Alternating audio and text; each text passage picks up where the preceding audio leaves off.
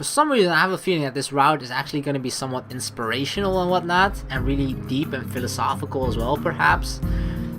The next day, I wake up feeling a little lightheaded. It's almost noon already. Sleeping late is fine, since it's a Sunday, and there are no classes. Not just a Sunday though, but the festival as well. Oh yeah, the festival again. From my window, I can already see some people at the soba booth slinging noodles onto plates from people with a craving for low quality food. I throw back a handful of my morning meds and ponder how to spend the day. There will be a few exams in the coming week, but I don't consider those as ominous as others, so I'm not as worried about them as I probably should be. With no urgent obligations regarding education, I should be free to spend the day at the festival as I like. Finishing my morning routine, I exit into the hallway, intending to go out and find something to eat. Passing by his door, I decide to see what Kenji's up to today out of impulse. I'm curious if he has any plans, since everyone is doing something. Then again, I can picture him having a soundproof shelter in his room, or possibly something like a fort, complete with the "No girls allowed" sign. Oh my god. Can we skip through this? Okay, we can.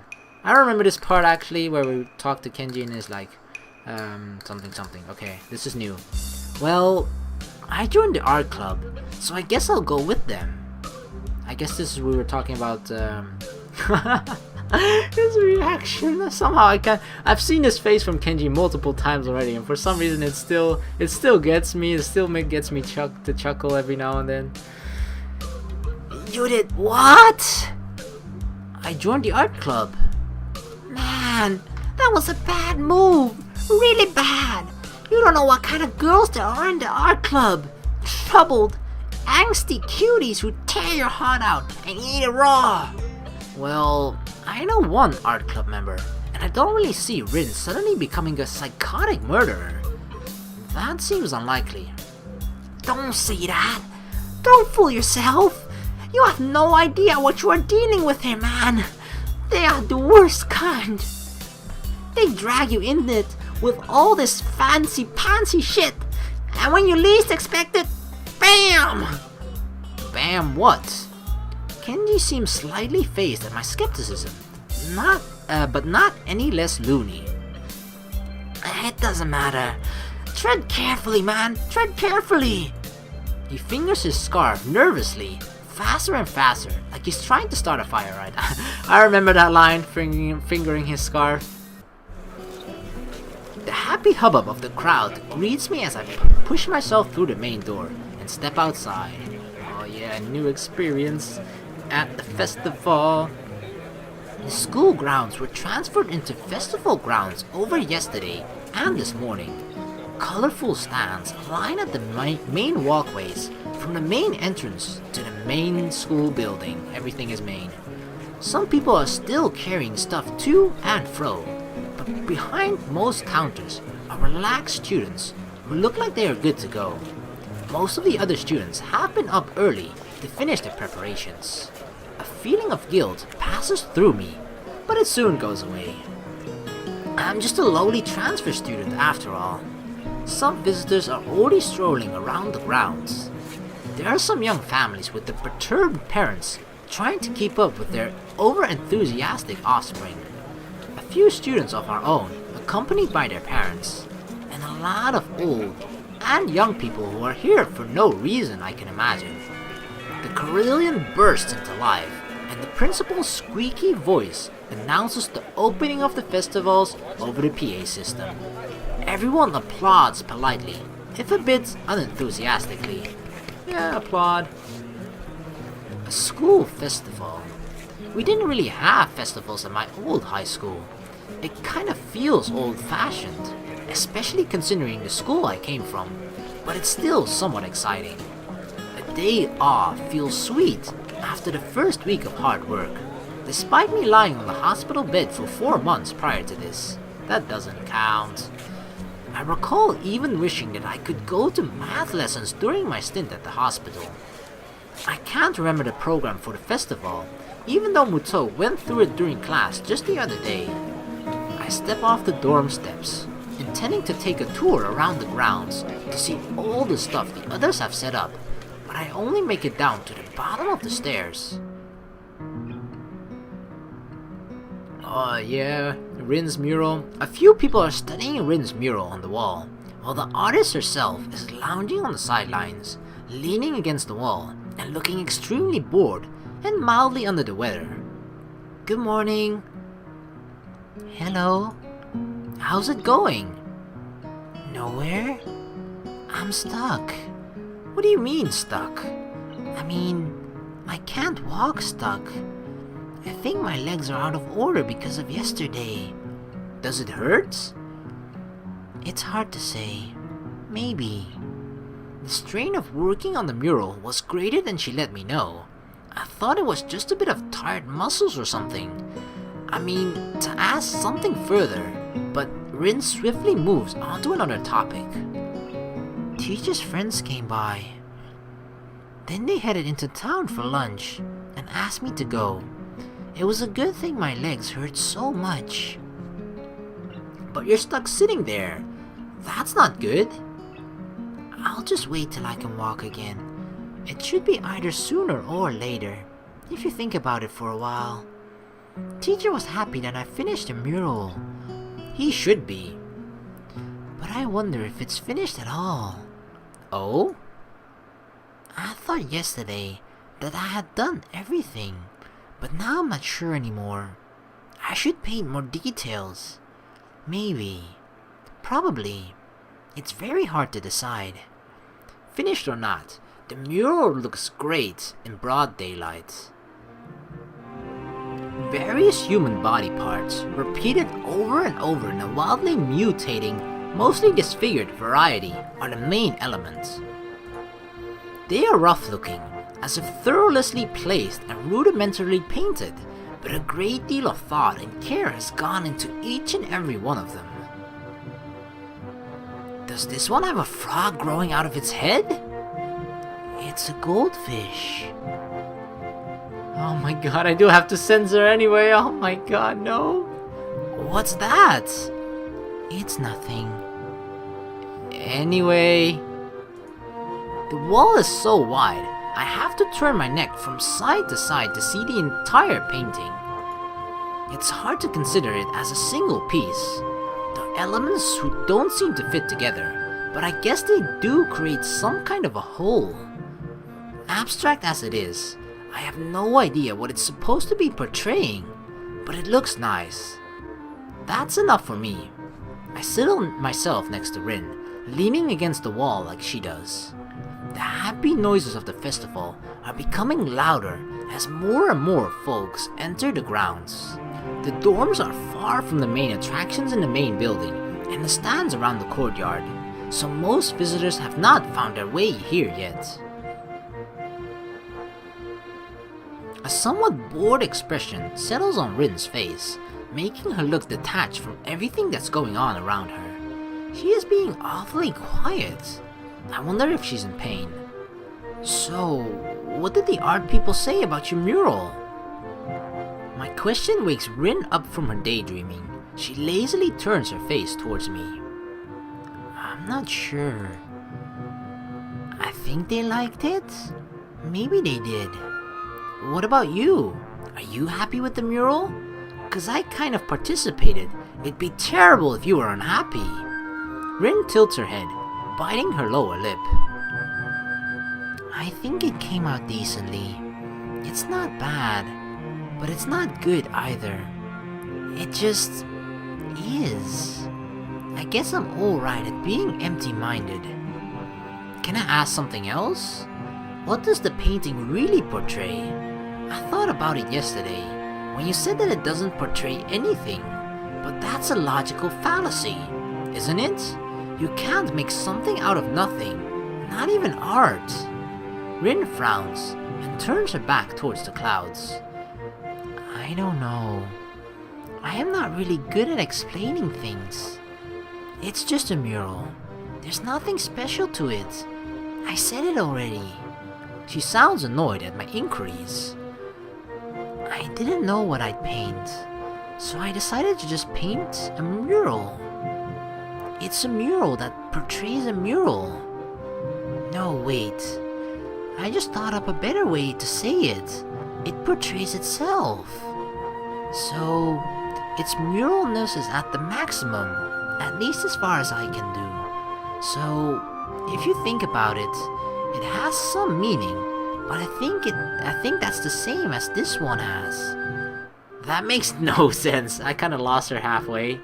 Meaning, I feel the corners of my mouth turning upwards into a smile that's just a tiny bit bothered.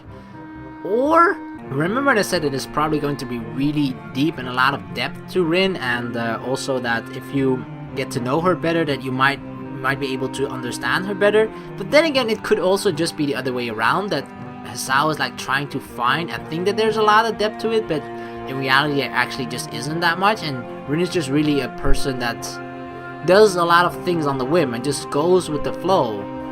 That's sort of the impression that I get from it now suddenly. I don't know why that suddenly changed within like 10 or 5 minutes, but from the conversation I sort of got that, but I don't know.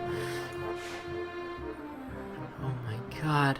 I have never understood arts in the deepest meaning of the word. I get the basics, how art is supposed to be only a means for exchanging ideas and thoughts. However, I never learned how I should interpret a piece of art, to somehow divine what the artist intends to say through it. I know it's not any special skill, but somehow my brain never can connect art with anything else than what I can see. All I see is a mural. I can admire the technical skill. After all, even I know the difference between bad art and mediocre art and good art. But that's as far as I can go, so don't ask me about meanings, Rin. Her reply sure made me reluctant to ask her about it any further, either. So, what are you going to do when you get on your feet? Nothing? Nothing? But there's the festival! Don't you want to go out and have some fun? I'm fine like this. You don't like socializing much, do you? I think I'm arguing more for her than for myself at this point. It's not that I'm particularly thrilled about the festival either, just a bit curious to see what it's like, and that's about it. Her answer is unsurprising. No, I don't. I guess me neither, in the end. You should go if you want to. I know, but I can keep you company. I'm not used to all of this just yet, so it's okay to take it easy. I can't leave though, if you want to be alone. I like it if you are here. We can circle around each other with words, but eventually end up somewhere. Her saying that makes me feel oddly happy, so I stay. Her presence is something I like too. The odd, warm aura of serenity that she seems to emanate makes it comfortable to be silent. I really like that. We watch people walk by, the two of us silent, everyone else chattering happily among themselves. Students are leading their families to the dorms to show their rooms. They pass us and the mural, maybe glance at it once or twice. I pay less attention to them, and more to my companion, trying to figure out my way past her cryptic, unreadable wall of a face. Rin's eyes flicker restlessly from one person to another as they walk by. Is she waiting for people to stop at the mural? Maybe secretly hoping someone would comment on it? I don't think anyone would assume that she was the artist. We're just sitting here like a pair of hobos, after all, and she doesn't even have hands. I wonder if it's even in Rin's style to fish for compliments. She seems so aloof. More people walk by. Some of them point their fingers at the mural, exchanging words that I can't quite make out. Someone drops a snow cone on his shoe. Too bad for him. Poor guy with the snow cone. Oh well, not anymore, of course. Everyone seems to like it. I suggested tentatively, throwing a topic in the stale summer air, separating us. Rin doesn't answer right away, but by now, I am mostly used to her occasional slowness when she must talk. It's like she takes great care picking her words, which is really unbelievable when you consider the jumble that comes out of her mouth. I wanted to make it so that you can just look at it without thinking. Then I realized that it doesn't make any sense. So it became something like a mix of this and that. From far away, it looked like someone vomited a herd of butterflies on the wall, which is exactly what that obnoxious president person didn't want. Is that word that? What word? That. What is the word for more than one butterfly? Butterflies? No. Like a herd, or a school, or a heap. Oh, I have no idea. Oh, I don't know. A flock, maybe? Maybe people like butterfly vomits. Rin looks at the mural, looking surprisingly unhappy. When you look at her face, she just looks really nervous, like she's biting her lower lip and she's like, uh-oh. The middle could be better.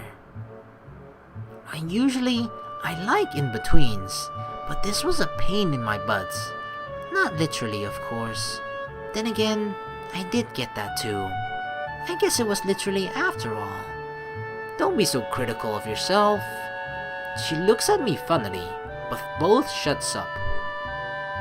At about this point, I start thinking if I should really leave and do something more constructive with my Sunday.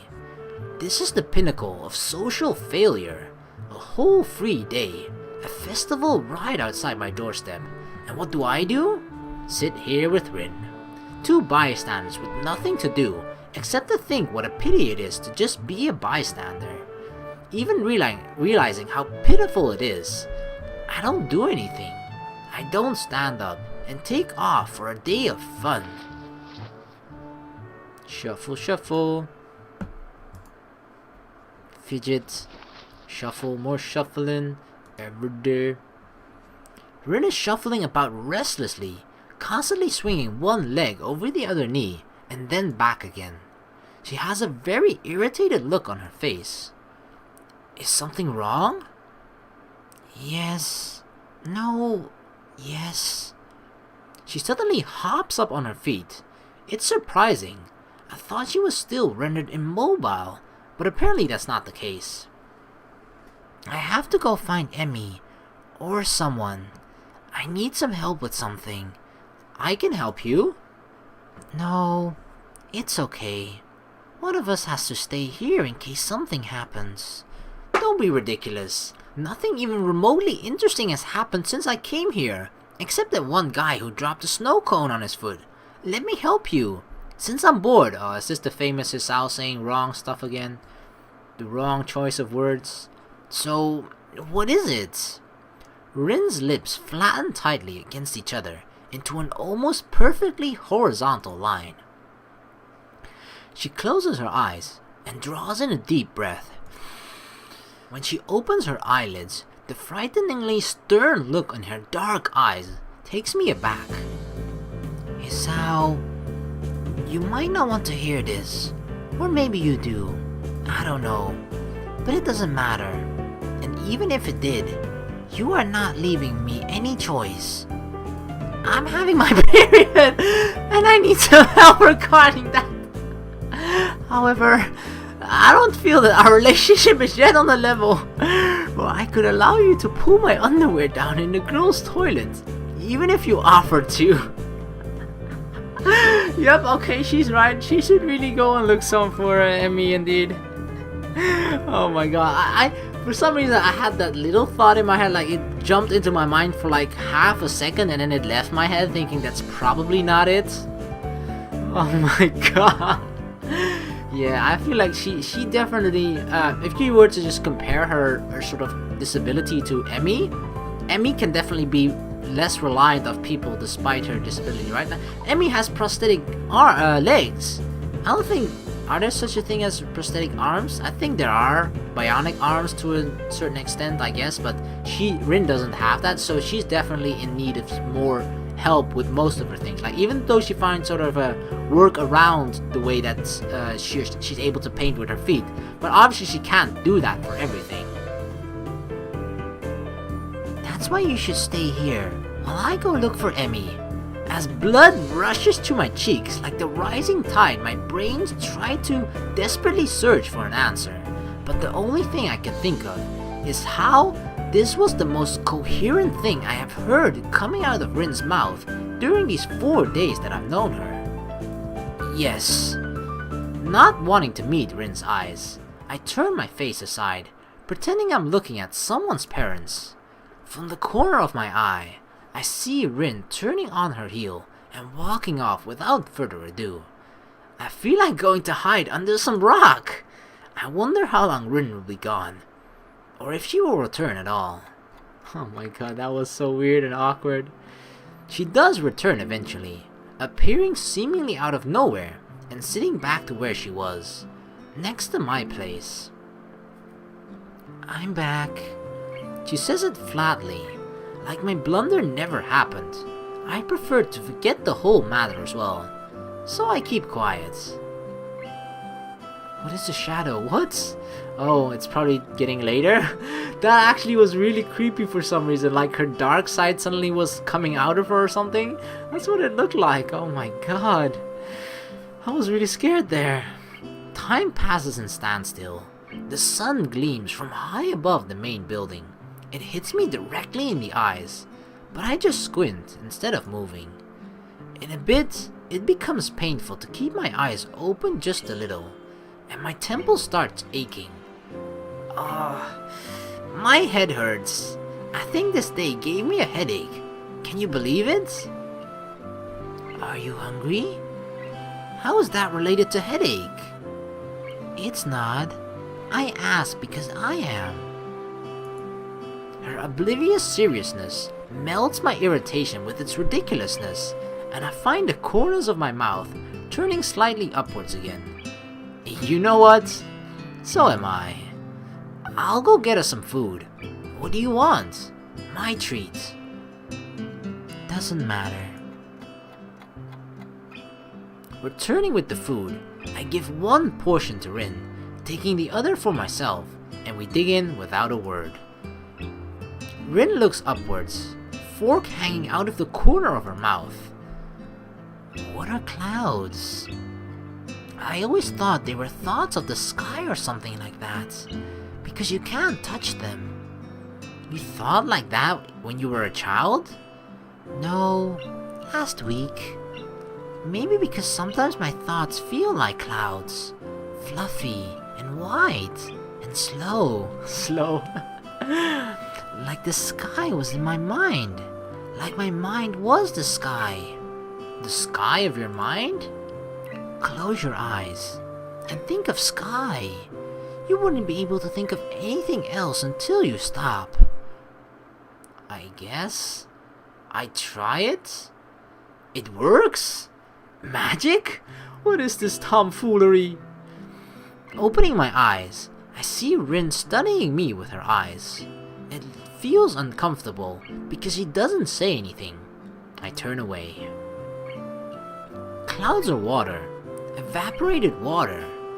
You know, they say that almost all of the water in the world will at some point of its existence be a part of a cloud. Every drop of tears and blood and sweat that comes out of you, it'll be a cloud. All the water inside your body too. It goes up there sometime after you die. It might take a while though. Your explanation is better than any of mine. Because it's true. That must be it. I carry on eating the food before it gets cold. The wall offers a bit of blessed shade as the sun revolves around the dome of the sky. But the afternoon is already slowly making way for the evening, so our lunch becomes more of a dinner, or whatever the word is for an irregular meal like this. Brinner. No, lunch. Lunner. Okay, that's even more stupid. Despite what I decided to call it, it certainly hits the spots. I haven't eaten a bit since forever. My appetite is filled. I let out a satisfied sigh. Rin hasn't eaten all of hers, but seems to be done with her food as well. I lean back, taking in the atmosphere. The crowd has thinned already, but the activities are still going. Everyone seems to be enjoying themselves. And why not? It's warm. The kind of perfect summer day when it's hot, but not too hot for comfort. The sun will soon set. Time really has flown by. We've been sitting here for 6 hours. Yes, we have. Do you want to do something else now? Nah, not really. Me neither. She adjusts her position and leans against the wall, and I follow her lead, relaxing my own body.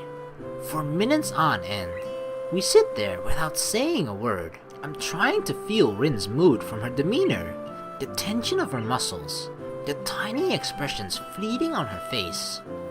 It's no use. She's unreadable as always. The crowd swells to and fro, people happily chattering with each other. Very few people really pay attention to the mural, and even less us. I fiddle with a few odd pebbles, absent-mindedly. The act of doing something, just for the sake of doing something, the pinnacle of idleness. Inch by inch, the sun creeps lower and lower towards the tree line, changing the color of the sky close to the horizon from golden yellow to orange and red as the moment of sunset draws near. I feel like my stomach is filled with lead after eating so heavily, but the brick wall feels surprisingly comfortable against my back. I try to fight against the drowsy feeling that is overwhelming me, to no avail. Good night. Wow, we actually fell asleep here. I wake up with a start. A low boom reverberates through the school grounds. After images of bright sparks flash through my vision like stars. Something rises towards the sky from the direction of the sports field. A tail of the fire trails behind it until a burst of red and yellow flame lights the sky high above the school with another loud boom. Fireworks! Oh yeah, look at the glorious fireworks. The sudden flash of lights against the canvas of the night sky awakens me to realize that it's actually dark already. How long did I sleep? I feel groggy, and I can't feel my right arm. As I attempt to flex it, I realize why. Rin is leaning heavily against my shoulder, almost falling on my lap. She is fast asleep, not even fazed by the fireworks. Her mouth is slightly open, and her eyes are peacefully closed. A sleeping, childlike face of the innocent. I shake Rin gently with my free arm, trying to wake her up, or failing that, move her so that my other arm is liberated from its pinch.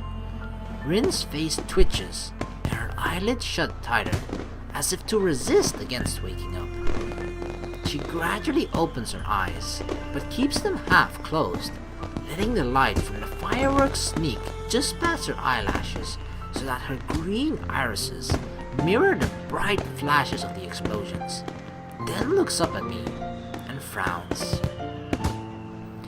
Just a while longer, okay? Rin's voice is drowsy and slow, leaving her almost unintelligibly muttered words hanging lazily in the air. It seems she is not entirely aware of the situation. Rin's head drops back on my shoulder as she leans against me with all her weight. She snuggles against my side, trying to make herself comfortable, but making me feel very uncomfortable at the same time. I become intensely, almost painfully aware of Rin's warm body and the deep, peaceful movement of her chest against my arm, her breathing soon returning to the even rhythm. I can't help admiring her gift for sleeping, or the ease of mind of hers to just use someone she has known for less than a week as a pillow. The rockets rise up to the sky one at a time, breaking into flowers of red, green, and gold. accompanied by the oohs and ahs of the audience.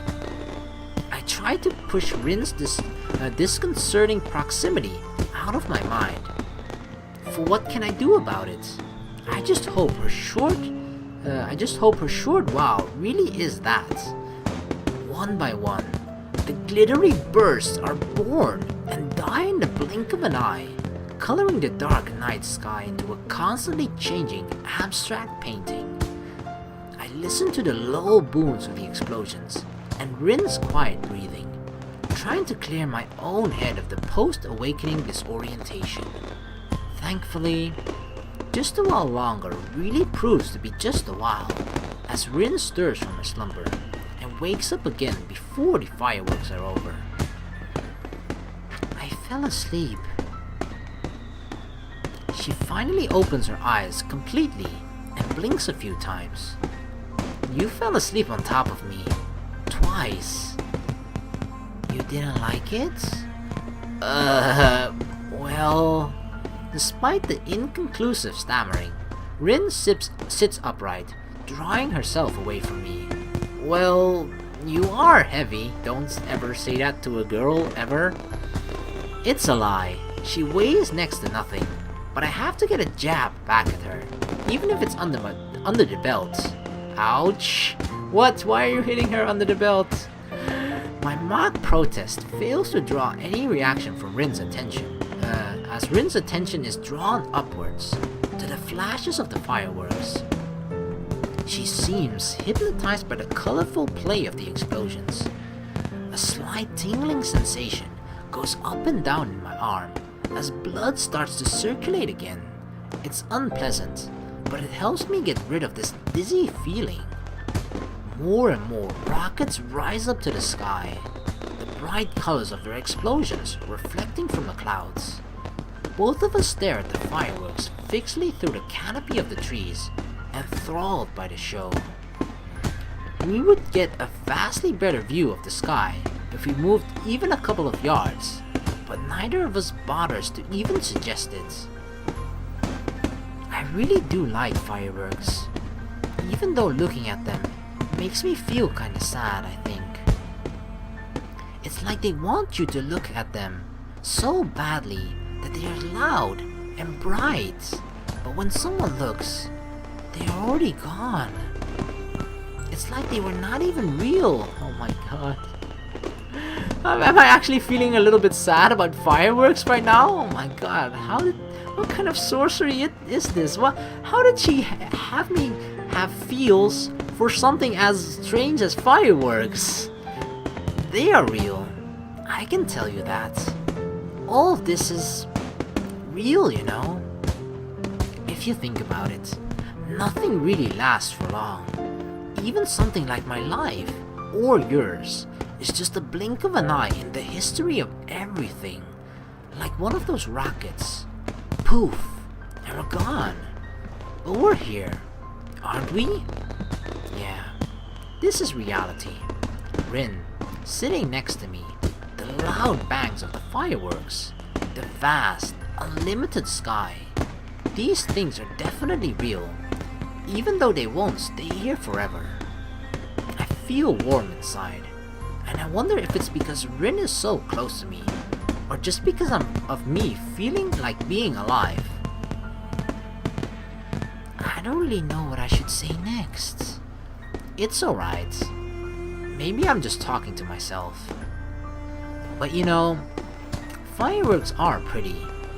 But in the end, isn't it somehow silly to spend so much money on the fraction of a second worth of pretty sparkles? Exactly.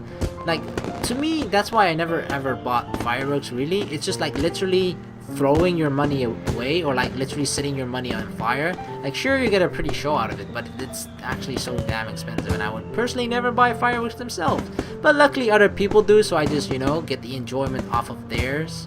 Other people watching them burn their money away, so, you know, that's still a plus for me. Rin rips her gaze off the still ongoing spectacle and leans backwards, looking at me with a repulsed face. Wow, I never expected you to be such a cynic. Cynic is a pretty harsh word. Rather than that, I think of myself as a realist. Isn't a realist just a word for what a cynic calls himself? Wow, thanks Rin.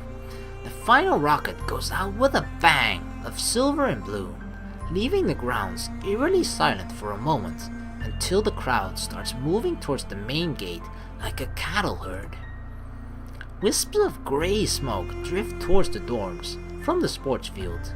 The pungent sulphurous smell of gunpowder it carries along feels like it sticks to my hair and clothes. Was that it? I think so. I stand up and stretch my sword back. Sleeping against a brick wall wasn't such a good idea after all. Rin stands up as well and turns to face me with an expectant gaze on her tired features. Although she seems to have trouble focusing her eyes, she is looking straight at me, something I feel has not occurred too often in the past week. So I suddenly realize we have been almost on a date here, as if by accident, even if we did nothing. But it wasn't. So why is blood rushing to my cheeks and my speech stammering? I don't know what I should say, especially since it seems Rin is waiting for me to say something, but luckily she solves my problem for me. Good night, Hisao. She gives me one more lingering look, measuring me from tip to toe, turns around on her heel, and skips off, disappearing into the crowd. Okay, good night. I'm left standing there, giving my response to the cooling night air. The festival turned out to be nothing like I expected. That's probably because we weren't part of the festival actually. We were just outside of the festival watching it, and the only real experience we got from it was the end of it, the fireworks. I ended up spending all day in one spot with Rin, even though neither of us agreed on nor suggesting that we do anything else. I just didn't have anything better to do, and evidently, neither did she. Rin's warmth lingers for a little while longer in my body before disappearing into the falling night.